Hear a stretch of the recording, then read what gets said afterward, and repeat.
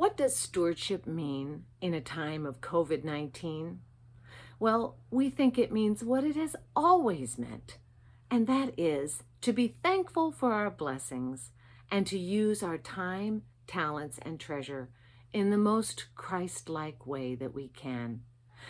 And that reminds me of a Bible story.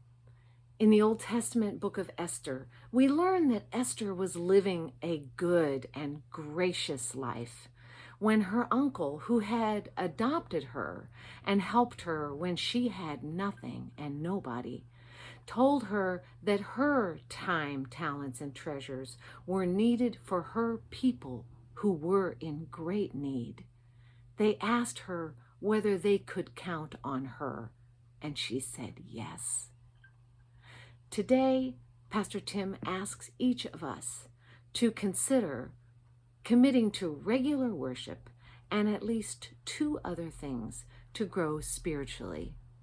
So, what can Eastminster count on you for to make your time, talents, and treasures count? I try to honor Jesus by building community, knowing that God made each of us unique and put us each here for a reason. Count me in as we make it count. I love to crochet, to work with technology and organize things. I've taken those things that I'm passionate about and used them in ways that honor God. I crocheted animals for our prayer shawl ministry's work with the Candlelighters Childhood Cancer Foundation. I help create the graphics that you see in Eastminster Communications and in the slides in the worship services. And I help in the food distribution efforts by organizing donations. I challenge you to make your gifts and talents count for Christ as I have. It will bring you immense joy. All right, good morning. We are getting the family's water for the day today from point A to point B. Is it heavy? What do you think? Is it awkward? What do you think? You tell me. I'm gonna spill it on you.